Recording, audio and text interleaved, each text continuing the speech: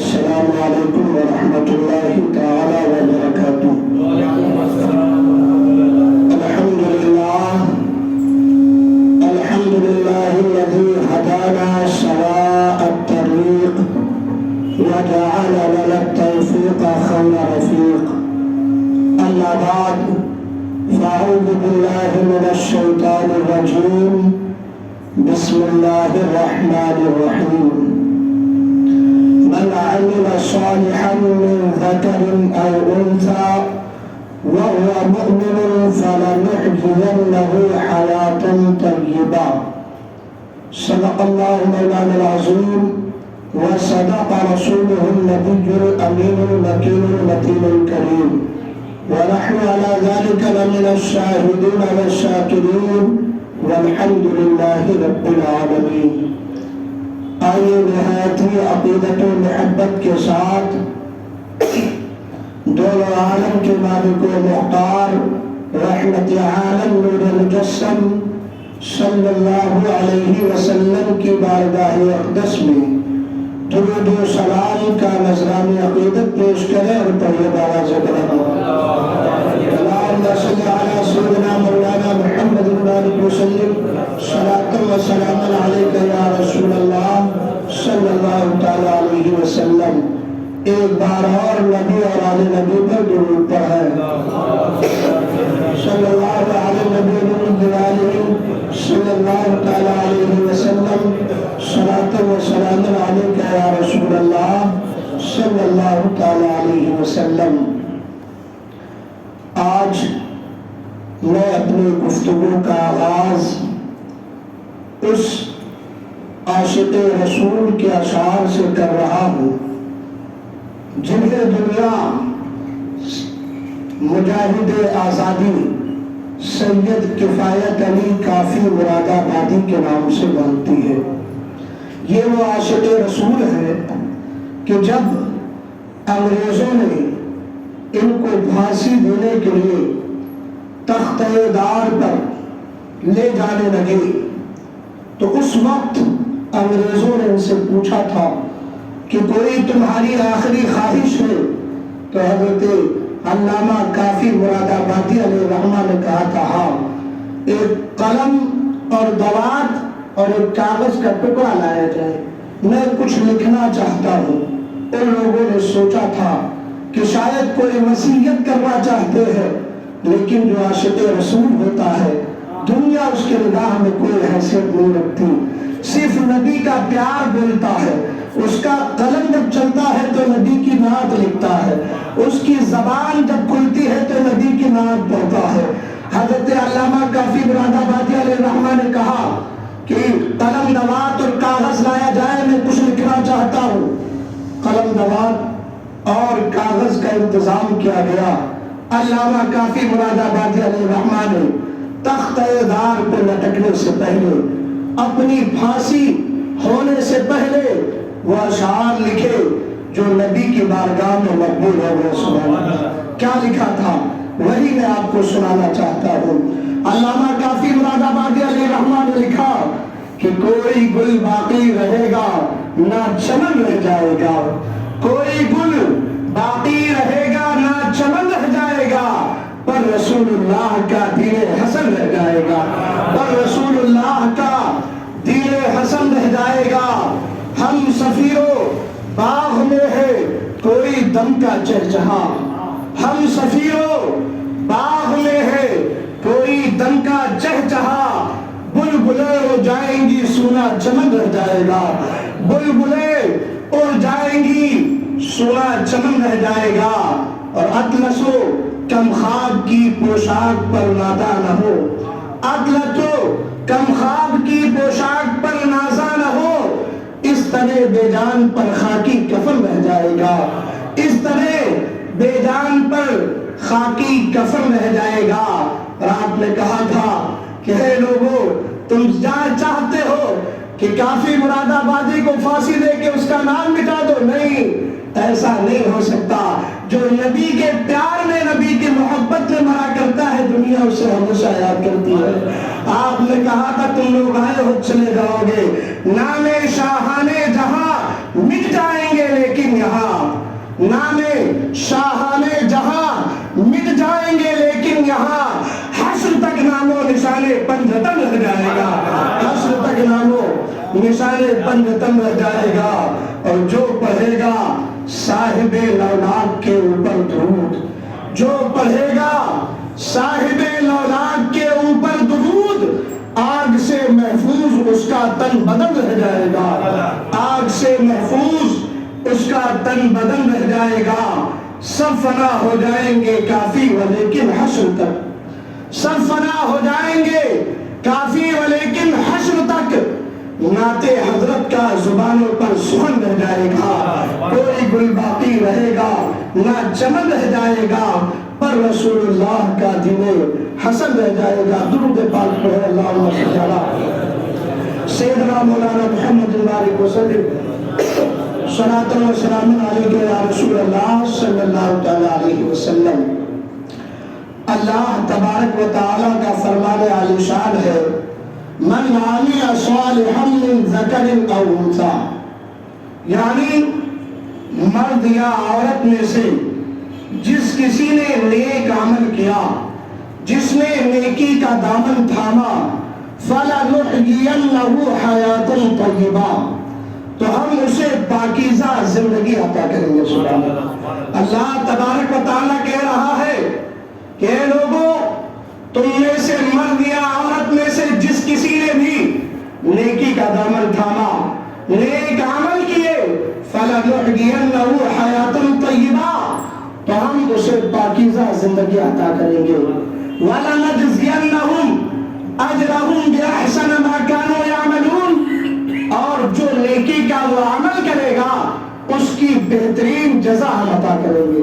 परवरदिगार आलम फरमा रहा है कि तुम में से चाहे वो मर्द हो या औरत, अगर वो नेकी का दामन थामता है, नेकी का काम करता है, तो हम उसे बेहतरीन जिंदगी और साथ ही साथ उस नेक अमल के अज्र में बेहतरीन जज़ा अता फरमाएंगे। ये एक जगह है। दूसरी जगह पर परवरदिगार आलम ने इरशाद फरमाया, मन आमिला सालिहन मिन ज़करिन औ उन्सा व हुवा मुमिनुन फउलाइका यदखुलूनल जन्नता व युरज़क़ून फ़ीहा बिग़ैरि हिसाब, यानी तुम में से ईमान वालों में जो भी मर्द या औरत नेक अमल करेगा तो हम उसे जन्नत में दाखिल करेंगे। सुभान अल्लाह। और वहां उसे बेहिसाब रिज़्क़ दिया जाएगा। कुरान करीम में आप देखें, बेशुमार आयात करीमा है जिनके अंदर नेक अमल की दावत दी गई है, और जो लोग नेक अमल करते हैं उन्हें कामयाब कहा गया है। कहीं कहा गया, इन्नल्लज़ीना आमनू व अमिलुस्सालिहात उलाइका हुम खैरुल बरिया, यानी जो लोग ईमान लाए और नेक अमल किया ये सबसे बेहतरीन मखलूक है। कहीं कहा गया, वल असरी इन्नल इंसाना लफी खुस्र, कि कसम है ज़माने महबूब की कि इंसान खसारे में है, इल्लल्लज़ीना आमनू व अमिलुस्सालिहात, मगर जो लोग ईमान में आए और जिन लोगों ने नेकी दर का दामन थाम लिया वो खसारे में नहीं है, वो घाटे में नहीं है।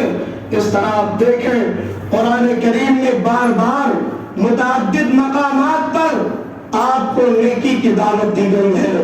अब आप समझ लेना कि अगर आप नेकी के रास्ते से दूर हैं तो आप कुरान के मुताबिक जिंदगी गुजार नहीं रहे हैं, रसूलुल्लाह के फरमान के मुताबिक जिंदगी गुजार नहीं रहे हैं।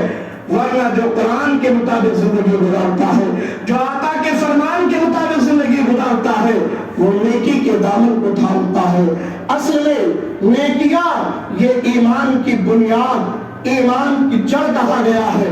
आओ बताओ आपको, सही बुखारी शरीफ किताबुल ईमान और सही मुस्लिम इसके अलावा बहुत सारे अहादीस करीमा में, किताबुल ईमान में हदीस पाक मौजूद है। प्यारे आका सल्लल्लाहु तआला अलैहि वसल्लम का फरमान आलिशान है कि बुनियल इस्लाम अला खम्स, कि इस्लाम की बुनियाद 5 चीजों पर रखी गई है। इस्लाम की बुनियाद 5 चीजों पर रखी गई है। शहादत अल्ला इलाहा इल्लल्लाह व अन्ना मुहम्मदन अब्दुहु व रसूलुहु। पहली चीज क्या है? اس بات کی گواہی دینا کہ اللہ کے سوا کوئی معبود نہیں ہے اور محمد صلی اللہ تعالی علیہ وسلم اللہ کے بندے اور اس کے رسول ہیں۔ یہ پہلی چیز ہے۔ دوسری چیز وہ اقام الصلاۃ، نماز کو قائم کرنا۔ جہاں جہاں دیکھیں گے آپ، ایمان کے بعد اگر سب سے پہلی چیز کا جو مطالبہ کیا گیا وہ نماز کا مطالبہ کیا گیا۔ پتا چلا کہ آپ کا ایمان اسی وقت کامل ہوگا جب آپ ایمان لانے کے بعد نماز کے عادی بن جائے، 5 وقتہ نماز کے جب پابند بنیں گے تو سمجھنا کہ آپ کا ایمان کامل ہے۔ صرف گوشت کھانے والے مسلمان بن گئے، جمعہ 2 رکعت پڑھنے آگے، سمجھ لینا آپ کے ایمان کے اندر کمی ہے۔ جس کا ایمان کامل ہوگا وہ نماز سے کبھی دور اختیار نہیں کرے گا، اس لیے کہ ایمان کے بعد جو سب سے پہلی چیز کہی گئی ہے وہ نماز کو قائم کرنا ہے۔ یہ میں نہیں کہتا، دونوں عالم کے مالک و مختار کا فرمان سنا رہا ہوں، بخاری شریف کی حدیث پاک سنا رہا ہوں۔ آقا نے ارشاد فرمایا، بنی الاسلام علی خمس، شہادت اللہ الہ الا اللہ وان محمد عبدہ ورسولہ واقام الصلاۃ وایتاء الزکاۃ وحج البیت وصوم رمضان۔ یہ اسلام کے 5 بنیاد، 5 کھمبے، 5 پلر ہیں، انہی پر اسلام کی بنیاد قائم کی گئی ہے۔ پہلی بات اس بات کی گواہی دینا کہ اللہ کے سوا کوئی معبود نہیں ہے اور محمد صلی اللہ تعالی علیہ وسلم اللہ کے بندے اور اس کے رسول ہے۔ دوسری بات نماز قائم کرنا، تیسری بات زکوٰۃ ادا کرنا، چوتھی بات کعبۃ اللہ شریف کا حج کرنا، پانچویں بات رمضان کا روزہ رکھنا۔ یہ 5 چیزیں اسلام کی بنیاد ہے۔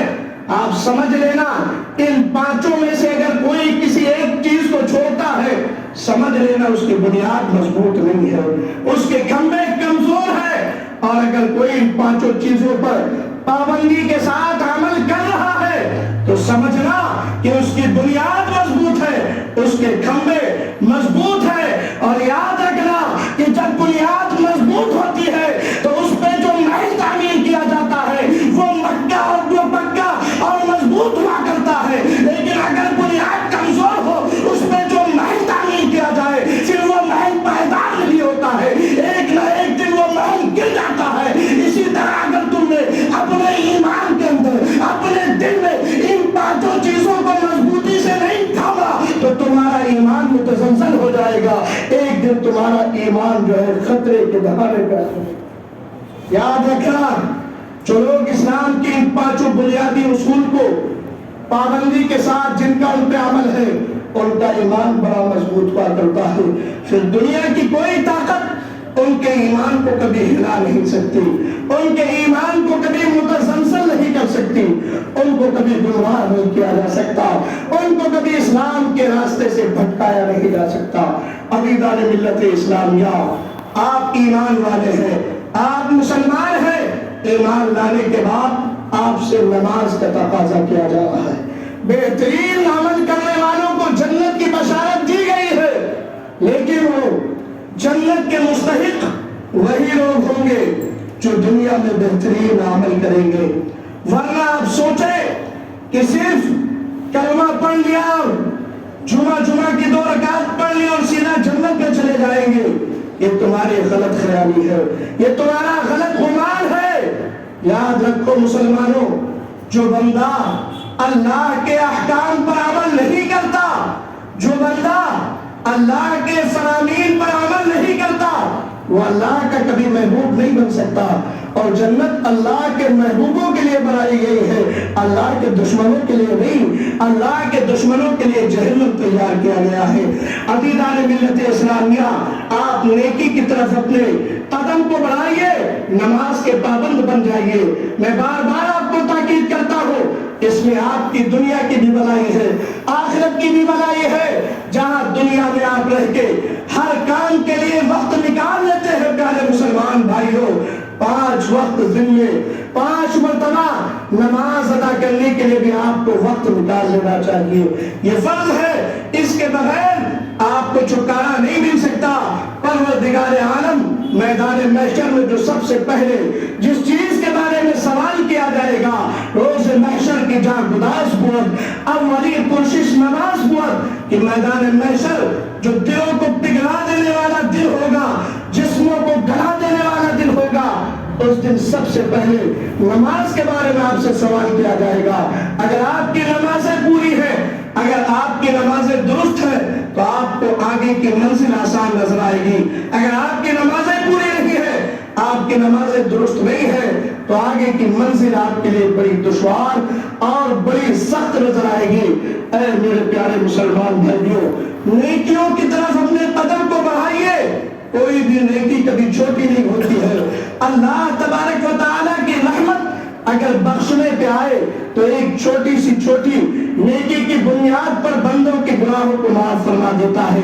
آپ جو بھی نیکی کرتے ہیں یا جو بھی برائی کرتے ہیں، کرامن کاتبین اپنا رجسٹر لے کے اس کو فوراً اس کے اندر چڑھا دیتے ہیں، اور یہ آپ کہتے ہیں میں نے آج کمرے میں بند ہو کے گناہ کیا، آج میں نے بند کمرے میں فلم دیکھی، یا معاذ اللہ بند کمرے میں شراب پی لی، یا معاذ اللہ بند کمرے میں ہم نے کسی عورت سے زنا کر لیا۔ کوئی نہیں دیکھ رہا ہے، کسی کو پتہ تک نہیں چلا، کسی کو کان تک خبر نہیں ہوئی۔ اے مسلمان، اے میرے پیارے اسلامی بھائی، یہ تیری بڑی نادانی ہے، یہ شیطان کا سب سے پہلا دھوکہ ہے، شیطان کا سب سے پہلا فریب ہے جو شیطان تجھے دھوکے میں رکھ رہا ہے، کہ اور تجھے یہ وسوسہ تیرے ذہن میں پیدا کر رہا ہے کہ میں نے جھک کے گناہ کر لیا ہے، کوئی ہمیں نہیں دیکھ رہا۔ اللہ اکبر، تم ذرہ برابر بھی نیکی کرو گے یا برائی کرو گے، فرشتے اس کو لکھ لیتے ہیں، اور کوئی دیکھے نہ دیکھے، کل یہ تمہاری نیکی اور برائیوں کا رجسٹر جب میدان محشر میں کھولا جائے گا، تمہیں ذلت اور رسوائی کا سامنا کرنا پڑے گا۔ یہ میں نہیں کہتا، قرآن نے صاف صاف اعلان کر دیا ہے، فَمَنْ يَعْمَلْ مِثْقَالَ ذَرَّةٍ خَيْرًا يَرَهُ وَمَنْ يَعْمَلْ مِثْقَالَ ذَرَّةٍ شَرًّا يَرَهُ۔ یہ لوگ دنیا میں جو ذرہ برابر بھی نیکی کرے گا اسے بھی، اس کو بھی وہ دیکھے گا، اور ذرہ برابر برائی کرے گا اسے بھی دیکھے گا۔ اس لیے اے مسلمان بھائیوں، گناہوں سے توبہ کر لیجئے، گناہوں سے دوری اختیار کر لیجئے، نیکی کے دامن کو تھام لیجئے۔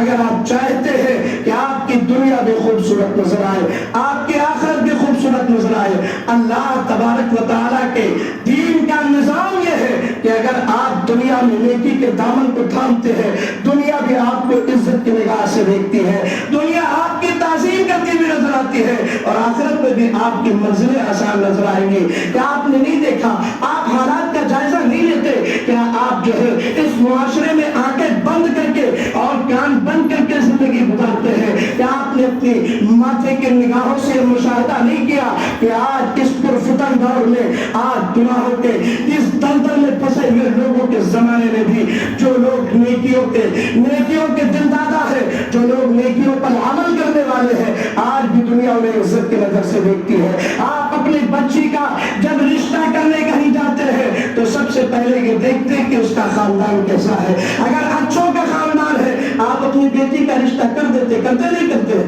اور اگر وہ شرابیوں جواریوں کا خاندان ہو آپ کتراتے ہیں اپنی بیٹی کا رشتہ کرنے۔ عزیزان ملت اسلامیہ، اے میرے پیارے مسلمان بھائی، میں بڑی سنجیدگی سے پوچھنا چاہتا ہوں، بڑی سنجیدگی سے میری اس بات کو اپنی دماغ میں بسا لیجیے کہ جب تم کسی برے خاندان میں اپنی بیٹی کا رشتہ نہیں کر سکتے تو بتاؤ تم برائی کر کے تمہیں اللہ جنت کیسے عطا فرماتا ہے؟ کسی برے خاندان میں برے لوگوں کے ساتھ اپنی بہن بیٹی کا رشتہ نہیں کر سکتے تو بتائیے جب تم برائی کرو گے تو اللہ تمہیں جنت کیسے عطا فرما دے گا؟ یاد رکھنا مسلمانوں، برائیوں سے دور ہو جاؤ۔ آج بھی وہ خاندان بڑی عزت کی زندگی معاشرے کے اندر گزارتے ہیں جن خاندان کے لوگوں کی عادت ہے نیکی کرنا، جن خاندان کے لوگوں کی عادت ہے دوسروں سے مسکرا کے ملنا، جن خاندان کے لوگوں کی عادت ہے ایک دوسرے کی مدد کرنا، جن خاندان کے لوگوں کی عادت ہے غریبوں کی مدد کرنا، بیماروں کی عیادت کرنا، آج بھی وہ خاندان عزت والا خاندان کہا جاتا ہے، شرافت والا خاندان کہا جاتا ہے۔ یاد رکھنا یہ خاندان کا آمد دخل بہت ہوتا ہے، اور خاندان سے محبت کرنا، خاندان کی عزت اور خاندان کے ناموس کی پرواہ کرنا یہ کوئی بری بات نہیں ہے۔ اپنے خاندان اور اپنے خاندان والوں سے محبت کرنا یہ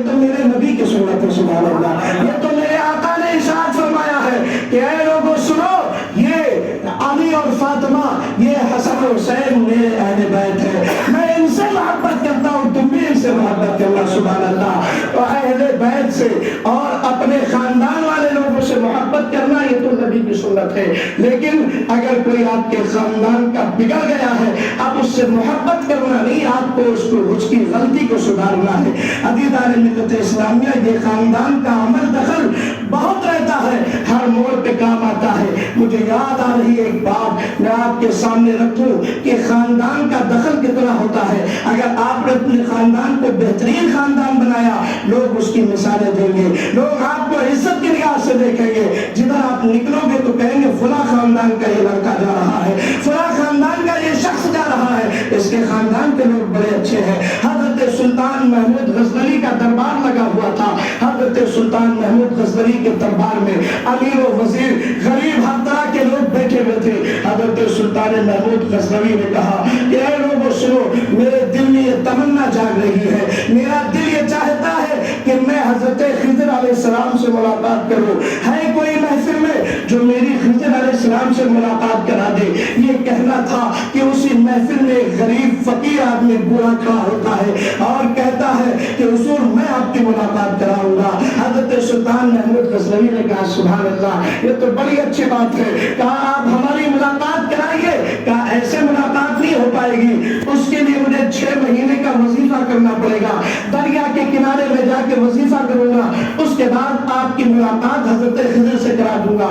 کہا ٹھیک ہے، جاؤ تم وظیفے پہ لگ جاؤ۔ کہا ایسے کیسے وظیفے پہ لگ جاؤ؟ میرا خاندان اور میرے بیوی بچوں کا خرچ کون چلائے گا؟ آپ اپنے بادشاہی خزانے سے میرا خرچہ اور میرے خاندان والوں کا خرچہ اٹھائیے، پھر میں جاؤں گا وہاں وظیفے پہ۔ اب بادشاہ جو پورا ملک چلا رہا ہو، اس کے لیے خاندان ایک گھر چلانا کون سی بڑی بات ہے؟ آپ نے فوراً حکم دیا خدام کو کہ جا ان کے گھر میں راشن پانی جو بھی ضرورت ہے وہ پہنچا دو اور ان کو وظیفے پہ لگا دو۔ چنانچہ 6 مہینے کا غلہ اور 6 مہینے کی ضرورت کی ساری سامان اس کے گھر کو پہنچا دیا گیا اور وہ شخص وہاں سے چلا گیا۔ اب 6 مہینہ تک وہ حضرت محمود غزنوی کے دربار میں نہیں آیا۔ جب 6 مہینہ پورا ہو گیا، پھر محمود غزنوی نے کہا وہ فلاں شخص کا کیا ہوا؟ وہ ابھی ہماری محفل میں آ نہیں رہا ہے، جائیے اس کو بلا کے لائیے۔ چنانچہ 6 مہینے کے بعد اس کو وہاں بلا کے لایا گیا۔ جب 6 مہینے کے بعد محمود غزنوی کے دربار میں اس کو بلایا گیا، آپ نے اس سے فرمایا کہ بتاؤ وہ ملاقات کا کیا ہوا؟ تم نے کہا تھا 6 مہینے بعد ملاقات کراؤں گا، کیا ہوا؟ اس نے کہا بادشاہ اس میں اور ٹائم لگ رہا ہے، 6 مہینہ اور چاہیے، 6 مہینے کا اور وظیفہ کرنا پڑے گا اور 6 مہینے اور راشن پانی کا انتظام ہمارے گھر کا کیجیے۔ بادشاہ نے کہا ٹھیک ہے۔ چنانچہ 6 مہینے کا اور انتظام کر دیا گیا۔ ایک سال گزر گیا۔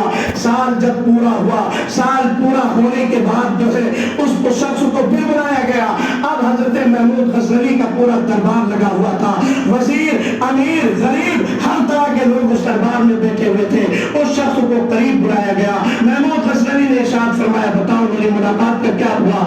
اس نے کہا حضور مجھے معاف فرما دے، مجھ سے غلطی ہو گئی۔ کہا کیا مطلب ہے؟ کہا میں غریب آدمی ہوں، آپ نے کہا تھا کہ ان سے ملاقات کرا دیجئے، میں نے موقع کو غنیمت سمجھا، میں نے سوچا 1 سال تک ہمارے گھر کے لوگوں کا خرچ چلا جائے گا، میں فقیر آدمی ہوں، میں نے کوئی وظیفہ نہیں کیا ہے۔ اب آپ بادشاہ سلامت ہے، چاہے تو انہیں معاف کر دے، مجھے صلاح دے دے، میں نے آپ سے مذاق کیا، میں آپ سے جھوٹ بولا تھا، یہ سننا تھا کہ ان کا پارا گرم ہو گیا۔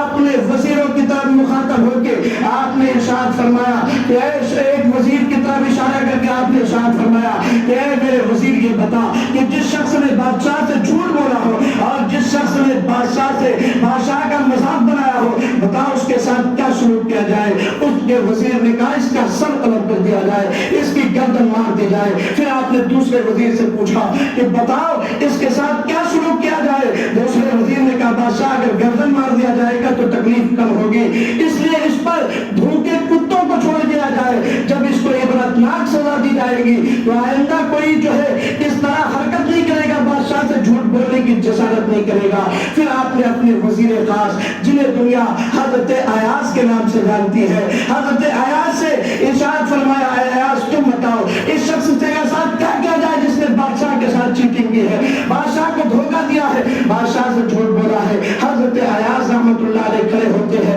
اور کہتے ہیں بادشاہ سلامت اسے معاف کر دیا جائے، اس لیے کہ آپ بادشاہ ہے، 1 سال اس نے نے جھوٹ بولا اس کے گھر کا خرچہ چل گیا، آپ کے خزانے میں کوئی کمی تو نہیں آئی؟ انہوں نے کہا نہیں کوئی کمی، بادشاہ کے خزانے میں ایک گھر چلانے میں کیا کمی آ سکتی ہے؟ کہا جب آپ کے خزانے میں اور آپ کی عزت میں کوئی کمی نہیں آئی، ایک غریب کا خاندان ایک غریب کا گھر چل گیا، آپ اسے معاف کر دیجئے۔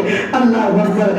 آپ دیکھیں اسی محفل میں ایک نورانی شکل و صورت والے بزرگ بھی بیٹھے ہوئے تھے، انہوں نے جب پہلے شخص نے کہا تھا کہ اس کو قتل کر دیا جائے تو اس نورانی شکل والے بزرگ نے کہا تھا بادشاہ صحیح کہا، ایسا ہی کیا جائے۔ جب دوسرے شخص نے کہا تھا اس پہ کتے چھوڑ دیا جائے، پھر اس نورانی شکل و صورت والے انسان نے کہا تھا بادشاہ یہ بھی صحیح کہہ رہا ہے، ایسا ہی کیا جائے۔ تیسری بار جب حضرت ایاز نے کہا تھا اسے معاف کر دیا جائے تو اس شخص نے کہا تھا یہ بھی صحیح کہہ رہے ہیں، ایسا ہی کیا جائے۔ تو حضرت محمود غزنوی نے ان کو قریب بلایا اور کہا آپ کا معاملہ کیا ہے؟ ایک نے کہا قتل کر دیا جائے، آپ نے کہا صحیح کہہ رہا ہے۔ دوسرے نے کہا کتا چھوڑ دیا جائے، آپ نے کہا صحیح کہا، اور تیسرے نے کہا اسے معاف کر دیا جائے، آپ کہہ رہے ہیں تو آپ کہہ رہے ہیں یہ بھی صحیح کہہ رہا ہے، سب تو صحیح نہیں ہو سکتا، بات کیا ہے؟ تو اس نورانی شکل و صورت والے نے کہا کہ یہاں خاندان کا معاملہ ہے، یہاں خاندان کا عمل دخل ہے۔ آپ دیکھیں خاندان کتنی امپورٹنٹ چیز ہے، خاندان کا نسب اور جو ہے